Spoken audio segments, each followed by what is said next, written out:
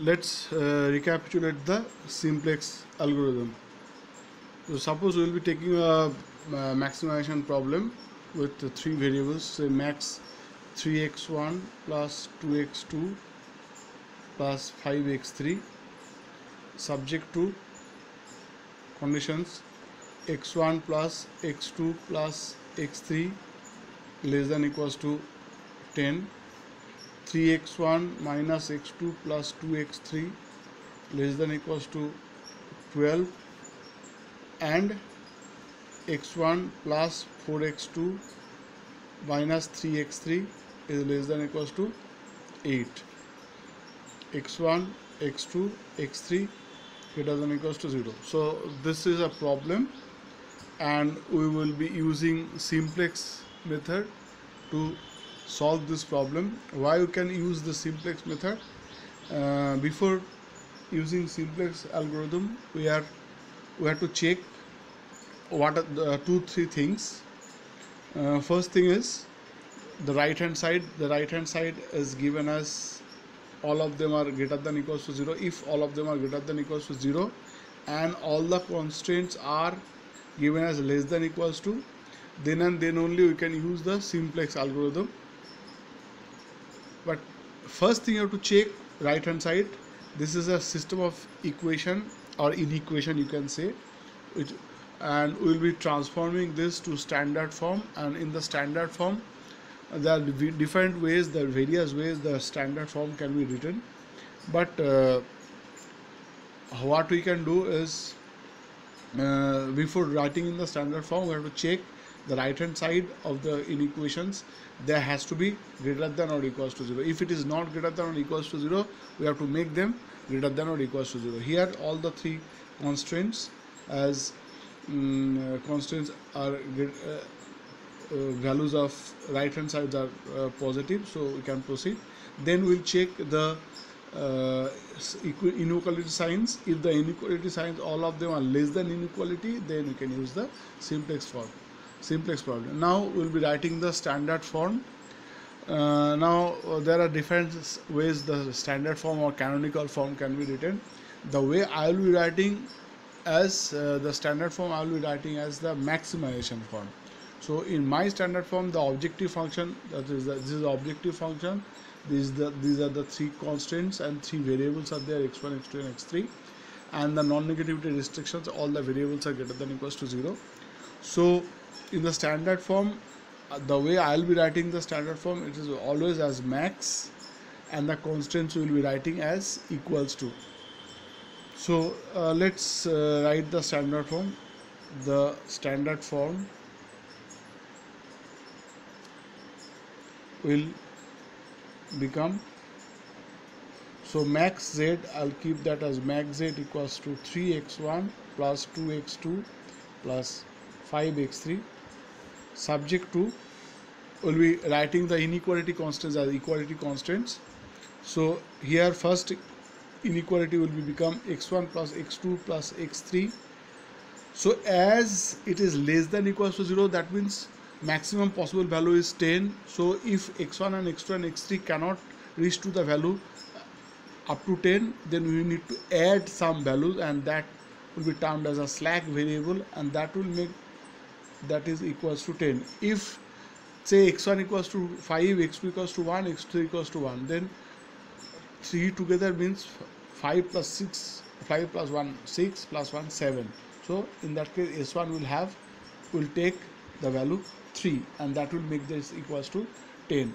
So if there is a less than equals to constant, we will add a variable called slack variable whose sign is plus 1, whose coefficient is plus 1, and that will slacken the less than equality constant to a equality constant.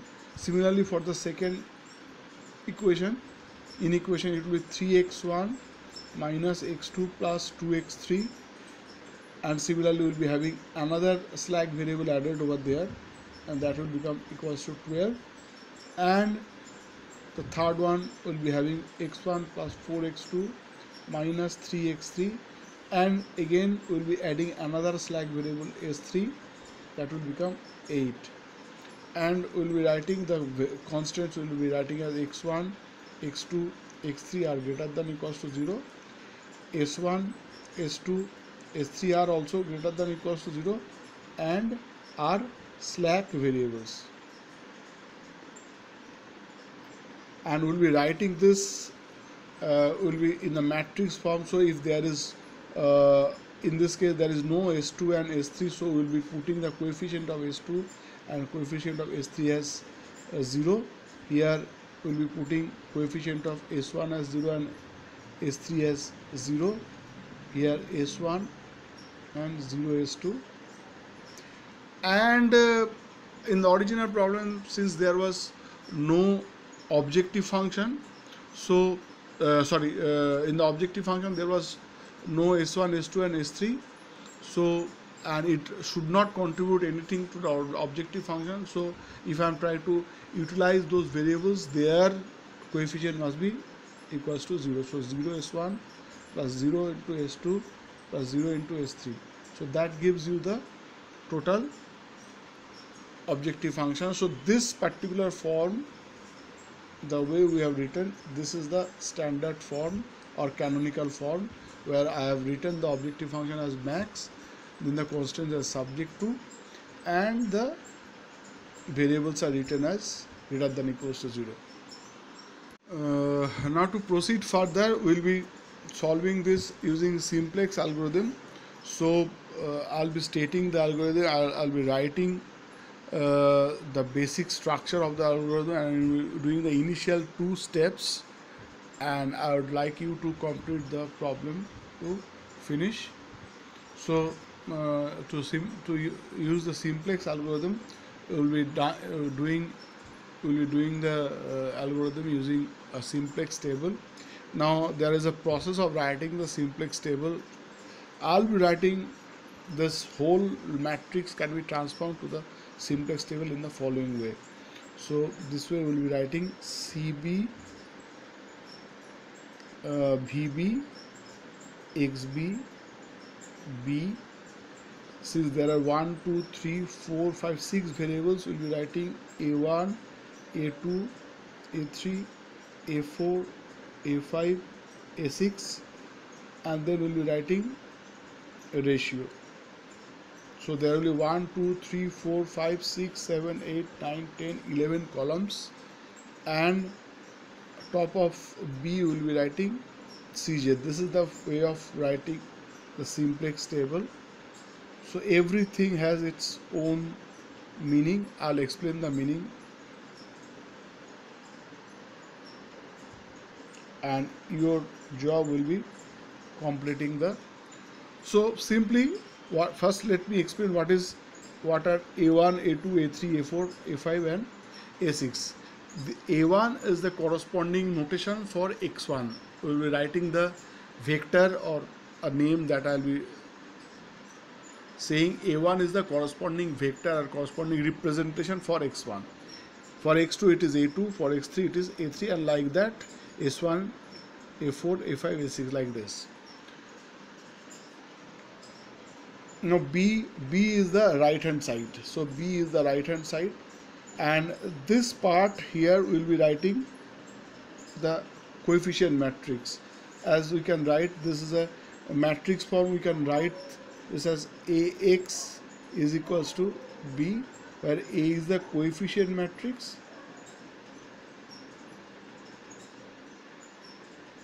X is the matrix of the variables, and B is the RHS, right hand side. So here first for A is the coefficient matrix, so we'll write down the coefficient matrix as 1, 3, 1. This is the coefficient of x1. Then the A2 coefficients of x2, that is 1, minus 1, 4. Then coefficient of x3, 1, 2, minus 3. Then 1, 0, 0, 0, 1, 0, 0, 0, 1. The B is the right hand side, so this is 10, this is 12, and this is 8. Now CJ, what is CJ? CJ is the coefficient of the corresponding variables in the objective function. So in the objective function, what are the coefficients that we have to write. So a1 corresponds to x1, so x1's coefficient in the objective function is 3, so we'll writing out 3.